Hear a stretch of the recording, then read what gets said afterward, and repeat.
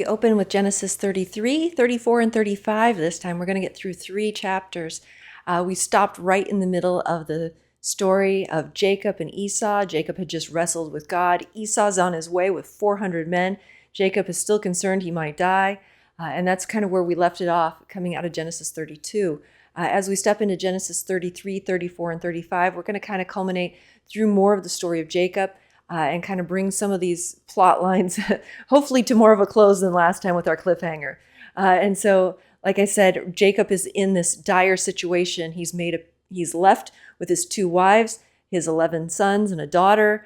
He has massive herds with him, right? We're seeing him send 200 sheep, 200 goats, camels, cows, all kinds of things to Esau to try to appease him. And Esau is still on his way with 400 men. It looks like an army is coming after him. Jacob's already had his father-in-law a few days earlier pursuing him. He's made a peace treaty with him and a boundary marker, so he can't move backwards. He needs to continue moving forwards, and it's the call of God that's asked him to walk into this very difficult situation. God intervened with Laban and gave him a dream so that he did not kill Jacob. But Jacob is still wrestling with God over the covenant promise. Is it really going to happen for him? He's also struggling. It seems that the blessing that he gets from that is one of identity. He gets his name changed from Jacob the deceiver to Israel, the one who is going to have the great nation that's now dedicated to God with El in his name, right? And so he and his people group are all going to be the blessed line now. All 12 of his sons will be of this blessed line. So as we start into Genesis 33, that's kind of where we're picking up from. Jacob looked up, and there was Esau coming with his 400 men. So he divided the children among Leah, Rachel, and the 2 female servants. He put the female servants and their children in front, and Leah and her children next, and Rachel and Joseph in the rear. He himself went on ahead and bowed down to the ground 7 times as he approached his brother. So he basically orders from his least favorite to his favorite, wives and children. It's a terrible thing if you're one of those children. I'm sure it didn't feel good knowing that your father didn't value as much as the other children. And I'm sure his wives also felt the same way. There was definitely a hierarchy here in his family. This had been well established. There'd been a lot of conflict in this family. And so as they're going to have to approach Esau, this is what happens. He doesn't run. He doesn't hide. He goes and he goes ahead and he bows on the ground 7 times as he approaches his brother. So it sounds like his brother can see this coming from afar, right? So he's going through this. Jacob is courageously going first in front of his family. Maybe, if he gives his life, they'll be spared. Who knows what Jacob's thinking at this point? No mention has yet been made whether or not all those gifts have worked. All the servants he sent ahead, right? He sent all these servants with sheep and all this stuff ahead of him to go meet Esau. Did any of it work? And so we see in verse 4, but Esau ran to meet Jacob and embraced him. He threw his arms around his neck and kissed him, and they wept. So you've got to imagine the sense on Jacob's part of relief as Esau grabs him and kisses him and hugs him. And you've got to wonder, what was Esau thinking bringing 400 men with him? Maybe he thought Jacob was bringing an army. Who knows? But it doesn't seem like he should have thought that. This was not the expected meeting that and so that Esau grabs him so generously and hugging him and kissing him. And then they weep. They have this reconciliation in this place. And that's really the only response they can have emotionally to this that's correct as this history of 20 years is finally put to rest. Then Esau looked up and saw the women and children. Who are these with you? He asked Jacob. And Jacob answered, these are the children God has graciously given your servant. So Esau knew nothing of the wives and the children of Jacob. This was his first meeting of them. This is the first he'd even heard of this. So Jacob had left just with his staff. He said that. And this amount of wives, children, and possessions after 20 years seems abundant. Right? It's apparent that there's a blessing on Jacob's life. As we move into verse 6, it says, then the female servants and their children approached and bowed down. Next, Leah and her children came and bowed down. Last of all, Joseph and Rachel, and they too bowed down. They are all being very respectful of Esau. Now, we know that long term, Esau is to serve Jacob as the older is to serve the younger. But in this case, Jacob's doing culturally what's correct. They're all coming in reverence to Esau, who is the older brother, who is in the land, and the one that they actually fear, and he has 400 men with him. So it's all in great reverence. Esau asked, what's the meaning of all the flocks and herds I met, right? He'd sent 200 sheep, 200 goats, all of these herds and flocks. To find favor in your eyes, my lord, He said, so Jacob's answering him. And Esau said, I already have plenty, my brother. Keep what you have for yourself. And Jacob says, no, please, I found favor in your eyes. Accept these gifts from me. For to see your face is like seeing the face of God now that you have received me favorably. Please accept the present that was brought for you. For God has been gracious to me, and I have all I need. And because Jacob insisted, Esau accepted. So they kind of have this interchange. And culturally, this probably makes a lot more sense if we look at it culturally. Jacob sends the gift. Esau goes, no, I don't need this. I've got plenty of my own. And Jacob goes, no, it's not about having enough of your own or any of that. I just want you to have this gift. It's a gift between very rich men. It's kind of the idea. And you need to accept it. It would be kind of a dishonor to actually reject it probably at this point. And so Esau accepts it. And now Jacob has blessed Esau with his great wealth. So this is Jacob blessing one of the other nations already. And so then we see Esau said, let's be on our way. I'll accompany you. But Jacob said to him, Lord knows that my children are tender and that I must care for the ewes and cows that are nursing their young. If they are driven hard, just one day all the animals will die. So let my Lord go on ahead of his servant while I move along slowly at the pace of the flocks and the herds before me and the pace of the children until I come to my Lord and Seir.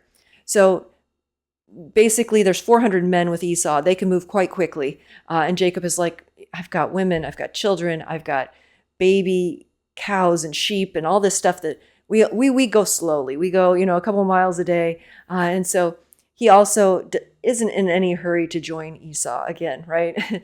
We'll actually find that they never really end up living with each other. They end up on good terms, but they are quite separate at this point. I think, Jacob's like, let's not too much of a good thing. You're blessed. We're good right now. Let's kind of leave it there. Jacob doesn't even offer a peace treaty or anything at this point. He just says, let us just progress on our own way. So Esau said, let me leave some men with you. And Jacob asked, we're fine, right? They kind of have this interaction. So that day Esau started back to Seir. Jacob went to Succoth, where he built a place for himself and made shelter for his livestock. That is why the place is called Succoth. Okay, so more or less they part. They don't actually, Jacob doesn't end up going with Esau to his place or anything like that. Jacob goes and builds himself a place somewhere else. He has his own defenses. He doesn't need Esau's men to do it for him. He's able to build this and kind of find his own place in the land of peace.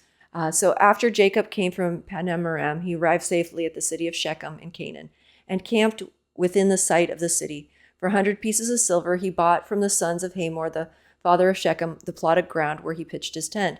There he set up an altar and called it El Elohe Israel. Okay, so this is important. This is, he's pitches a tent, he sets up an altar, right? He names this place, he's outside of a city, he's separated from Esau, and at this point, he actually buys land for 100 pieces of silver. This is about the same amount, I believe, that Abraham spent on the burial plot, but this is the second time that land is bought. And so, again, this is due west over the Jordan River, this area that he's in. Shechem is in the northwest part of the Promised Land. It's still a bit north of Bethel, so he didn't really even get to Bethel yet. He pitches his tent before that. You've got to think it's hard going. He's got a large family. He's got lots of herds. And so as he's just barely in the Promised Land or in that northern part, he says, this is good. This is where I'm going to be. He buys this piece of land. And we actually find out later that this becomes a burial plot where Joseph's bones would be buried, was at Jacob's altar spot here in Shechem. So 400 years later, this would be where Joseph's bones from Egypt are carried back and buried. So this becomes an incredibly important site. So the first site being where Abraham bought for a funeral plot, and this will become Jacob's land and what he bought as well. Okay, I'm going to get into Genesis 34. I'm going to be very careful with some of the wording here. You can read the original biblical text, but because this is going probably out to a more open media, I want to be a little careful with this story because it is pretty sensitive. I want to start off by just saying that God is not mentioned in any of these events or decisions. This is a very difficult narrative to draw any moral conclusions from. There's no clue to know who was doing right and wrong here. I mean, there's obviously some very wrong things, but it may be that everybody was making bad choices in this narrative. The narrative is probably being included because of a couple of the sons that are involved, and showing how their tribe started and why they ended up not being as blessed as Judah. We'll see Simeon and Levi get in a lot of trouble in this narrative. And so, again, this is one of those very difficult narratives. And so I'm just going to be careful with some of the wording in it and things. There's going to be Dinah, who's deeply defiled in this. She goes out into the, and we'll read some of the narrative, and I'll go through some of it. So now Dinah, the daughter of Leah, had born to Jacob, went out to visit the women of the land. So this is Jacob's daughter. She's the only one mentioned as far as his daughters. Her name's Dinah. He may have had other daughters, they're just not mentioned, but she has a story that needs to be told, and it's part of the larger story. And so she gets brought into this by Moses as he's writing this for them to read it. Now there's going to be a young man named Shechem who sees her, and he took her and defiles her. Very, very known that this happened. But his heart's drawn to her. He loved her and spoke tenderly to her. And he tells his father, go get me this girl as a wife, now that I've done this terrible thing to her. And again, like I said, I'm just being a little careful with the wording, but you get the picture. This is not a good situation. There's nothing positive going on here. He's done everything out of order. He should have had his dad go and get married, make the treaties and everything that needed to be with the family. They had not intermarried, it does not seem at this point, with the people groups there. And so this was really outside of what should have been done. And when Jacob heard that his daughter Dinah had been defiled, his sons were in the field with his livestock. So he did nothing about it until they came home. And when Shechem's father Hamor went out to talk to Jacob. Okay, so Jacob is out. He hears about this event. He does nothing. He is just passive. We'll see the same thing happen in David's family as well. When his daughter Tamar is defiled by one of her brothers, David does nothing. He doesn't handle the family dynamics. He doesn't really give anything. And here Jacob we see as being very reactionary. He's going to wait for his sons to come and let them react. And we've kind of seen this with Jacob a little bit already, where one of his wives kind of controls his schedule and which other wives he can interact with and those kinds of things. And so again, it just seems that maybe Jacob is a little bit passive in this whole narrative. Again, that's kind of drawing a conclusion. But again, usually it's the father's role to deal with these things without waiting for their sons to come deal with them. And again, Shechem's father shows up. He wants to make this deal. He wants to talk to Jacob about this. Meanwhile, Jacob's sons had come in from the field. As soon as they heard what had happened, they were shocked and furious because Shechem had done an outrageous thing in Israel by defiling Dinah, a thing that should not be done, is the way it's stated. So their reaction is like way up there in anger. They are shocked, they're furious, and they are giving the reaction that it seems that Jacob didn't hear. And so now the father of the young man is here, and he says, my son Shechem has his heart set on your daughter. Please give her to him as a wife. Intermarry with us, give us your daughters, and take our daughters for yourselves. So he's basically saying, this happened. He kind of ignores what had happened. And he just says, he just wants to marry her. Can we just make covenant like normal, like nothing ever happened? And just have this the way it is. This is both a shocking way to start a covenant relationship with another family, and it also is a problem probably for Jacob on another level, that Abraham, Isaac, and himself have all gotten wives from outside the area. They're not really supposed to be intermarrying, and that kind of is something they understand. Abraham made that very clear, go away from this land to go get a wife, and Jacob's lived that out. He had to go somewhere else to get a wife, back to that home family. So again, what's being offered here is going to come up. So again, Hamor offers, you can settle among us, the land is open to you, live in it, trade in it, acquire property in it. Then Shechem said to Dinah's father and brothers, let me find favor in your eyes, and I'll give you whatever you ask. Make the price for your bride and the gift I am to bring as great as you like, and I'll pay whatever you ask me. Only give me the young woman as my wife. Okay, so basically, let's make a land deal. You can live in peace. You can have all the land you want. You bought this land, this bit, for 100 pieces of silver. We'll give you far more than that. You can become one of us. We'll intermarry. It'll be good. You just become part of our people and our culture here. Again, you got to remember, they're idolaters. They're into things that absolutely are wrong, and Jacob knows is not part of serving the God that he serves. So there's far more in this proposal than just a little bit of, let's just have one marriage here. Again, they're not owning up to what's been done already. And you'll find out as this goes on that it's probably even a little worse than we think. So Jacob has made other alliances and treaties, so that's not off the table. They can make those kind of treaties. But here in this case, this is being made completely out of order. And like I said, the sons are furious. So Jacob's sons come up with this deceit. Jacob doesn't know anything about it. They basically say, well, we can't do such a thing. We can't give our sister to a man who's not circumcised. This would be a good disgrace to us. So basically, you need to go deal with this in you and your household. All of your household needs to go through this.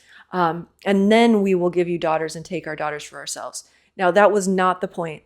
The circumcision was only to be for the covenant people. They could make treaties with people, they had in the past, Abraham and Isaac had, for just peace deals and things without this. And the covenant symbol was not meant to go to foreigners. That would have meant they would have needed to give up all their idols. They would have needed to convert to the God of Jacob. And they weren't doing that. They were just saying, just take on this covenant symbol, and that's not at all what the covenant symbol was about. The sons probably very much knew that wasn't the point. They just wanted to disable all the men of the city so they could go in and do this raid. And so basically they lie, and they said, and so again, they say at this point, we're going to take our sister with us and leave if you don't agree to this. Again, Jacob doesn't know anything of this plan. And so we're seeing deceit again come into this. Is this the right thing? Should they have done this? Should they be avenging their sister this way? That is really not clear. They're going to go in and slaughter a lot of people that weren't directly involved in this. But it does seem like the father is just going along with what his son has done and doesn't seem to be owning up to any of it. Again, Jacob probably and his sons are trying to correct a situation where Jacob hasn't acted. But again, what should have been done, God's not inquired of in this situation, so we don't actually know. There's nothing really presented to us as, ooh, this is a better option. I'm sure we could all come up with some ideas, but I'm sure there would have been more of a godly solution given if they'd asked. But that's not really the point of this narrative. So again, the point is this is a terrible thing. The proposal seems good to Hamor and Shechem. They seem like, oh yeah, we can do this physical act. All of our males can do this. Because he was so delighted with Jacob's daughter. He lost no time in doing this. They went to all the men of the city. The men are friendly towards us, and they said, let them live in our land. There's plenty of room for them. We can marry their daughters, and they can marry ours. The men will agree to live as one people, only under the condition of, male circumcision. And so, again, won't their lives, so basically they sell this to the men of the city saying, won't their livestock and their property and all their other animals become ours? So let us agree to their terms and they will settle among us. So they see this as them acquiring Jacob and his family. That's basically it. We're going to let them live here, but you know what? They have a lot of stuff and all their sheep and their cows and everything in their abundance. They become part of us. We start intermarrying with them. Once we intermarry with them, we get some of their stuff. They get some of our women. They get their stuff. Like we're going to just all become so much wealthier based on Jacob's blessing. Again, this is something to be very careful of. When someone sees that you're blessed, right, they might want to become part of that, and it's not a good covenant. I think many people notice this. If they're famous or rich, they're like, it's hard to find somebody that's sincere about wanting to marry me and not just my stuff or my fame or those kinds of things. And so, again, there's some caution here with Jacob being this wealthy, living this close to people. And so the men of the city go along with this. They see this as a great opportunity to increase their wealth and success, right? It will benefit them greatly. They're going to steal Jacob's blessings and property, and that's how they're going to see this. Again, later on, we will see that foreigners can get circumcised. They can become part of Israel. It is allowed to convert, basically, but in that process, they have to give up their idols and they have to turn to the one true God, Yahweh. And so that's not what's being done here, just to be really clear. So that is not what is going on at all. And so for generations, they would typically be excluded from like certain types of temple worship and things like that still, if they had converted, but they would still be part of the general congregation or assembly of the people. And so again, there were ways to convert later. They're clearly spelled out in Leviticus and some of the other books that Moses lays out. So that would have been known, but this isn't what they're doing. They're just doing the sign without doing any of the heart or other parts of following God. We will see like Ruth seems to come and convert into the family, right? She's a Moabitess. She eventually marries Boaz, and she has a child that's in the line of Jesus, but she follows Naomi and the God of Naomi. And so again, we do see these things happen, but just not in this way. Okay, so again,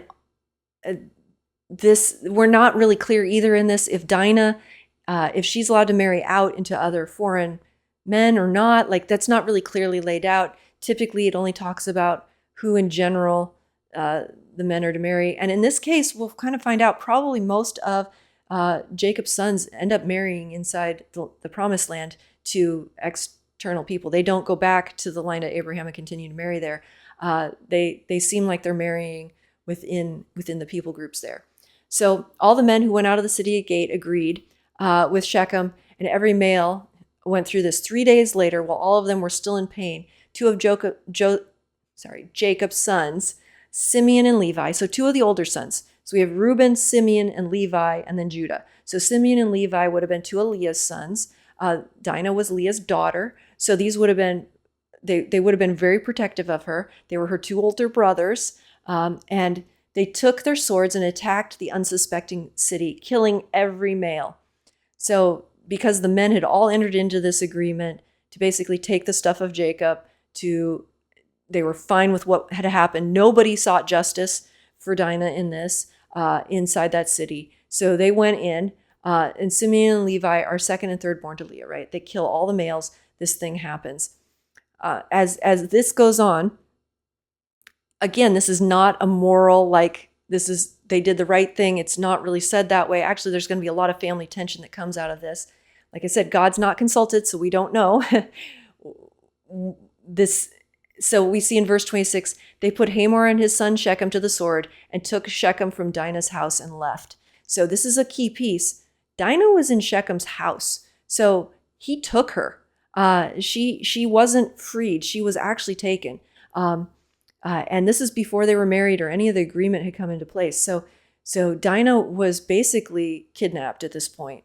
And so they are rescuing her back. And so this is the first we kind of see Dinah in this narrative, what really happened to her. Like I said, it was a little worse than something just happened and then she returned home. No, they took her. And so part of this raid is them going and retrieving their sister who hadn't been returned to them.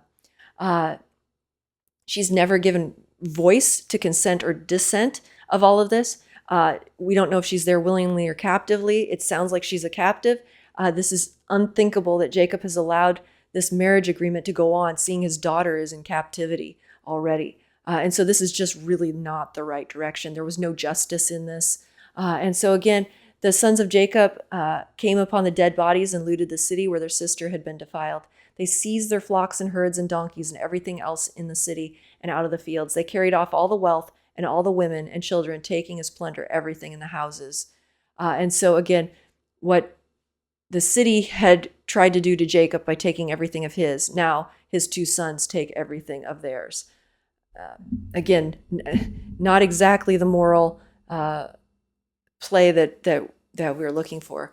So Jacob said to Simeon and Levi, "You have brought trouble on me by making me obnoxious to the Canaanites and Perizzites, the people living in this land. We are few in number, and if they join forces against me and attack me, I and my household will be destroyed." So basically, Simeon and Levi go in and destroy the city. They just take everything. They kill all the men. Now Jacob has all of these women and children and herds and all this stuff now around him. And he goes, you know what? This was just a small city, a small, probably village in the area. There's the whole region of the Canaanites and Perizzites that were friends with these people. If they get wind of this and decide to attack us, we're done. Like, we can't stand up against everybody in this place. Jacob had not been part of this plan. It comes out very clearly that the two sons did this. They did the deception all on their own. Jacob was fine with the agreement, it seems. Yeah, you took my daughter. We'll just trade with you. We'll set up this alliance. And his sons basically say, no, we're not doing that. So Jacob is now fearful of the people. The sons replied, should they have treated our sister like a prostitute? So they're being very clear here. Like, we're not sure how they're taking this. We're not sure if they mean this as they brought shame on our family, if they want this as a righteous, like justice against their sister and what harm that came to her, or if they're just difficult sons. Like we're not completely clear on what their thing is. Again, they basically are saying what was done to her was completely wrong. It was completely outside of what should have happened. They kind of are saying we weren't out for the plunder, nor do they mention the covenant. They're just out for family honor. So again, you think maybe they were doing it because they're trying to keep the covenant line and keep the family intact. That doesn't really come out. It seems like possibly even later on, like I said, some of them intermarry and things too. So that's not really what's going on here. They basically say it was honor. It was family honor. They didn't do what was right to us as a family. And so this was what we were supposed to do. Again, Jacob does not seem to go along with this. He does not seem to think this was a good enough motive for what they did. He would have just stayed passive in this. He does not seem to ever recover trust with these two older sons. In his final last words to him, we'll see him say that Simeon and Levi are brothers. Their swords are implements of violence.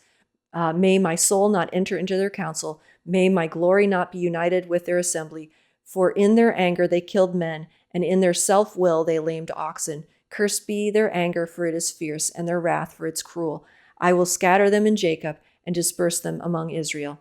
So even though that's the final words that we'll read of Jacob over these two sons, their fierce anger, he doesn't want to take counsel with them ever again.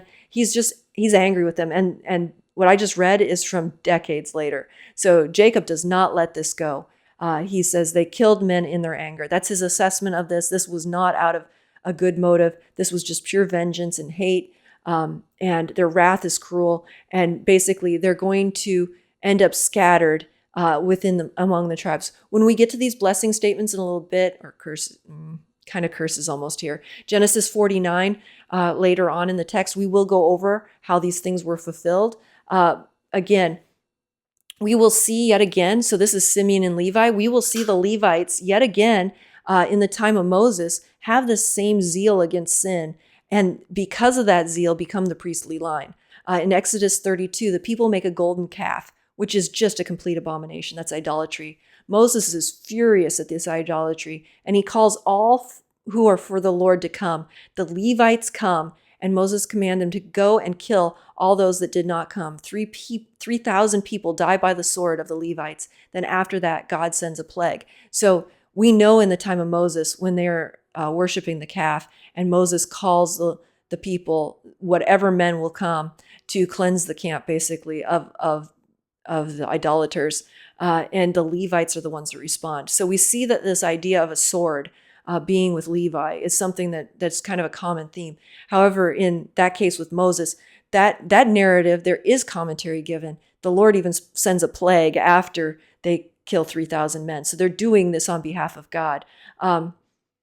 In Exodus 32, Moses goes on to say, you have been set apart to the Lord today, for you were against your own sons and brothers, and he has blessed you this day. So Moses gives a blessing to Levi when they do a righteous act of the same kind of thing of cleansing of the peoples. And I mean cleansing in the worst way, right? Levites were chosen as priests because of this incident where they were defending God's holiness. In Numbers 8, it's said. But we also know that the Levites as a tribe do not inherit a particular piece of land. They are scattered. So Jacob does say over them that I will scatter them in Jacob, meaning I'm going to scatter them. Again, I'm not covering Simeon, just Levi here. But we do kind of see this like trait in the tribes. And so some of the reason this, like I said, this narrative is being included here is because in Moses' time, when he's writing this narrative down, it's important. It's important to the people's history to know where the Levites started. They started with Simeon with his violence. And again, that violence, though, in the time of Moses has what's brought them into the priestly line. Okay. So again, this narrative kind of ends in kind of the most let down way possible. Now there's a family conflict, right? Jacob and these two sons kind of don't go well from here on out. We will also find out that these two sons are part of the ones that want to murder Joseph as this plot goes on. So not the best situation in the family dynamics. We see the same kind of thing go on in David's family. He's a rather passive father who doesn't handle some issues, same issues with his daughter, same issues with his sons and murder and them trying to usurp his position. Pretty much everything we see with Jacob's children, we'll see again with David's children. Okay, so it is possible that Jacob moved the family away from Shechem. Then this call of God came to return to Bethel, an area of the Canaanites. Okay, so we're going to just see now what happens here. In Genesis 35, we have this movement of the family group, right? They're going to do some things. And because of this incident, possibly they need to move. Then God said to Jacob, "Go up to Bethel and settle there and build an altar there to God who appeared to you when you were fleeing from your brother Esau." So basically God's saying it's time. Let's have a moment at Bethel, go back to that original place. And so from Shechem to Bethel is about 30 to 40 miles, so not a huge journey. This would mark the end of Jacob's total journey, though. It really brings him back to where he started. So he's kind of completing finally. He's that place where he made the vow, where God had given him the covenant promise. So Jacob said to his household and all who were with him, "Get rid of the foreign gods you have with you and purify yourselves and change your clothes. Then come, let us go up to Bethel, where I will build an altar to God, who answered me in the day of my distress and who has been with me wherever I have gone." So they gave Jacob all the foreign gods they had and the rings in their ears, and Jacob buried them under the oak at Shechem. So for whatever reason, Jacob has allowed this idolatry. Well, first off, we know Rachel stole the family gods from Laban. So she might have had those idols. And then we're seeing here that they had taken all these women and children in, who probably brought all kinds of idols with them. And Jacob is finally doing a house cleaning. God has spoken to him, go to Bethel. And he's like, I can't take all these idols to go meet the living God. That's not the way this works. So he buries them. Where? He buries them on his piece of land. I don't know if this is a good plan or not. You can go dig them up later. Maybe melting them down or something like in the time of Moses would have been a better idea. Again, but he finally takes some spiritual leadership here. He buries the things and they purify themselves. They do things according to God's ways. Then they set out, and the terror of God fell on the towns all around them so that no one pursued them. So, right, they're hated and they're passing through. The Canaanites probably really don't like them because of what they did. But all of Jacob's fears are for nothing. God is going to protect him.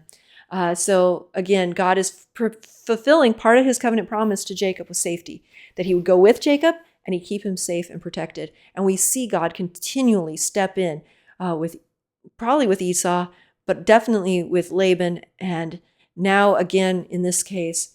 And Jacob and all the people are with him come to Luz, that is Bethel, the land of Canaan. And there he built an altar, and he called the place El Bethel, because it was there that God revealed himself to him when he was fleeing from his brothers. So Jacob remembers what happened there. He remembers his flight away. It's kind of a time of remembrance and really stepping back. Now, Deborah, Rebekah's nurse, died and was buried under the oak beside Bethel. So it was named Elon Bekuth. So this just shows you how much of Jacob's family is on this trip. Even the old and the aged and dying come with him. Deborah is Rebekah's nurse. We haven't really heard of Rebekah since he returned, so kind of assume maybe she's not in the picture. But if you remember way back when Isaac needed a wife, Rebekah came, and with her came her nurse, Deborah. So she'd had this woman with her her whole life. And so again, she dies, and so this becomes a burial place. After Jacob returned from Pandam Aram, God appeared to him again and blessed him. God said to him, "Your name is Jacob, but you will no longer be called Jacob. Your name will be Israel." So he named him Israel. So this is really where it's marked that Jacob now finally returned. He's back in Bethel. He made it all the way back to the place, Bethel. And again, this reiteration, your name is not Jacob. We've actually been seeing his name be used as Jacob in the last couple of chapters, even though God already told him your name is to be Israel. And we'll see here that he's supposed to own his identity even more. God's saying, please remember, you're not the deceiver anymore. I renamed you. I'm calling you by my name, or you're dedicated to me in your name now. And so Israel means struggle. And that's exactly what happened. You wrestled with God. You overcame man. Overcame all the struggle, right, that you've been having. You were supposed to struggle into this, and now this is your identity. You now are the one who overcame. You struggled and have made it. And then God said to him, I am God Almighty, right? That's kind of a covenant start. Okay, so we probably have a covenant statement coming. Be fruitful and increase in number. A nation and a community of nations will come from you, and kings will be among your descendants. The land I gave to Abraham and Isaac, I also give to you, and I will give this land to your descendants after you. Then God went up from him at the place where he had talked with him. Okay, so this is big, right? Again, reiteration. Multiplied descendants, nations, kings among your descendants. The land is going to be yours.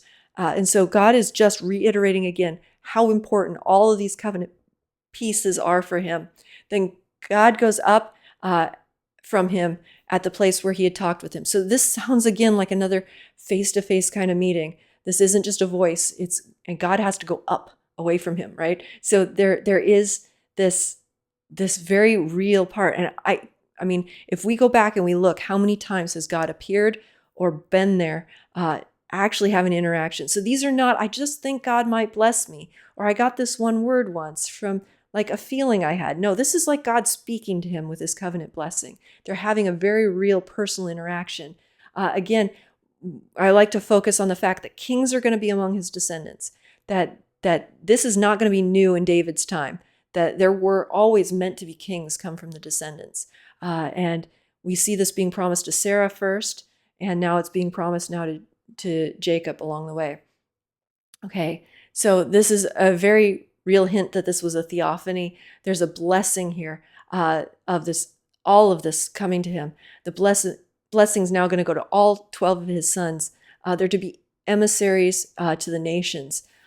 Jacob sets up a stone pillar at the place where God had talked with him, and he poured out a drink offering on it, and he also poured oil on it. And Jacob called the place where God had talked with him Bethel, right? So, like I said, there's all kinds of different offerings. When we saw Cain and Abel, Cain brought fruits and vegetables, Abel brought meat, but we see in Leviticus that there are grain offerings or drink offerings. There's all kinds of different kinds of offerings. God does not fault Jacob for not offering a meat offering here. This is absolutely fine. He pours oil on it. All these things are anointing and just pictures of the abundance and making a covenant. So again, setting up a pillar, meaning a rock of some sort, maybe a stela stone, a place of remembrance. God has met him now twice at this place. This is a place where God had met Abraham. This place is becoming incredibly important. He probably knew that as he was going. When God says, come meet me at Bethel. He knew something was going to happen there, and God shows up, probably in theophany. There's no mention, though, that Jacob pays his 10% vow at this time. We don't exactly know how he would have paid that vow. What would you do with 10% of your sheep? Like if you had thousands of sheep, 10%, 200 or 300 of them, you wouldn't slaughter them all. How would you fulfill that vow to God? Isn't exactly clear. In the time of Leviticus, it becomes more clear because those things are just given to the priesthood, or you tithe them in some way to someone. Some people conjecture maybe the presents he gave Esau were that vow. Again, it's not clear whether he does or doesn't fulfill that vow. It's never brought up, but that really is probably what's being also thought of in this place, is just a remembrance of the covenants and the vows and everything. The narrative is going to move on to do some, tie up some loose ends here. Then they moved on from Bethel while they were some distance from Ephrath, and Rachel began to give birth and had great difficulty. So remember, all the other sons were born already before the journey. Rachel got pregnant again. This was different, right? She'd had a lot of trouble having Joseph. He was the last of the sons to be born, and she was having great difficulty in childbirth. The midwife said to her, "Don't despair, for you have another son." And she breathed her last, for she was dying. She named her son Ben-Oni, but his father named him Benjamin. Okay, so she basically calls him son of my trouble. And his dad goes, as you're dying, that's not an appropriate name. His name so Jacob named him son of my right hand, or wealth and good fortune. Again, this will be one of the children that Jacob dearly loves because it's one of Rachel's children. He is now going to be mourning for Rachel, his beloved wife. Jacob would have been around 104 at this time. He had been in the land since he was 97. and then he's going to live to be about 147. So that he's 104, that means that he's already been in the land at least 7 years when this happened. So Benjamin is quite a bit younger. He's maybe, even up to 10 or more years younger than all the other boys. Now, that doesn't mean that Jacob didn't have other daughters and other thing in between, but here's his son. We're not exactly told all the details all the time in these narratives. So Rachel died and was buried on the way to Ephrath, that is Bethlehem. Over her tomb, Jacob set up a pillar, and to this day, the pillar marks Rachel's tomb. So she doesn't get buried in the family burial areas because they were on the move at the time and they needed to bury her. Again, we'll see that Bethel is marked here, and this becomes a really important place in Genesis 48, 1 Samuel 10, 1 Samuel 17, Jeremiah 31, Micah 5, Matthew 2. Like Bethlehem becomes a place. Israel moved on again and pitched his tent beyond Migdal Eder. While Israel was living in that region, Reuben went in and slept with his father's concubine Bilhah, and Israel heard of it. So this is not good. David's son Absalom will do the same. It's basically kind of trying to usurp your father's position by going in and taking one of his concubines. Again, Reuben is not going to get a very favorable reaction for this. In the end, in Genesis 49, we'll go over more of the depth later, but I just want to read quickly what Jacob says about Reuben because of this. Reuben's the firstborn. He should have probably had some sort of great inheritance and things. But like I said, Reuben being firstborn, then we have Levi and Simeon who had already messed up, and fourth is going to be Judah, and Judah is going to inherit the kingly line after the other three above him don't make it. So Reuben is really, this is part of the reason it's being included, is why isn't Reuben the favored son? Reuben, this is Jacob. Reuben, you're my firstborn, my might and my beginning of my strength, preeminent in dignity and preeminent in power. Great start, right? Uncontrollable as water. You shall not have preeminence because you went up to your father's bed, then you defiled it. He went up to my couch. So basically he says, great start, Reuben, but you blew it. You went in and disqualified yourself in trying to usurp a position in the family and doing this thing. You are no longer, in the running for the bigger blessing. And so again, Jacob has 12 sons. The sons are all given as named here. You can read that in verses 23 to 26. There's going to be 12 tribes. Reuben, number 1, slept with his father's concubine. Then we have Simeon and Levi, numbers 2 and 3. They killed many Canaanites, and Jacob's not happy with them. Leah then has a fourth son, Judah, and he will become the kingly line, the line of David and the line of Jesus. Rachel has a favored son, number 11, which is Joseph, and we're going to see through the rest of this narrative Judah and Joseph. Will it be the favored son of Leah, Judah, who's still in the running, or will it be Joseph who carries the family blessing? Now, you keep getting the sense that Joseph's going to carry the family blessing, but at the end of it, we'll find out that Judah actually does. And so Jacob comes home to his father Isaac in Mamre near Kiriath Araba, that is Hebron, where Abraham and Isaac had stayed. Isaac lived 180 years, and he breathed his last and died and was gathered to his people, old and full of years, and his sons Esau and Jacob buried him. Okay, so at this point, Isaac was 137 when Jacob left. He was 157 when Jacob returned, and he lived another 23 years seeing all these children and grandchildren. So we're really seeing the narrative move along here very quickly. We've had Deborah die, we've had Rachel die, now we have Isaac dying, and they probably didn't die right altogether, but over some span of time here. So Isaac is 180. This is one of the longest lived patriarchs. Jacob and Esau would probably be 120 years old at this point. And Jacob is only going to live 27 years longer. So he only outlives his father that long. So again, we're just seeing this kind of summary here as we wrap up Genesis 35 of the end of the life of Isaac. The family kind of is coming to some sort of like culmination. And then from here, we'll probably do some more family wrap-ups and then really get into the deep stories of Judah and Joseph. Okay, so I think this is a good place to end.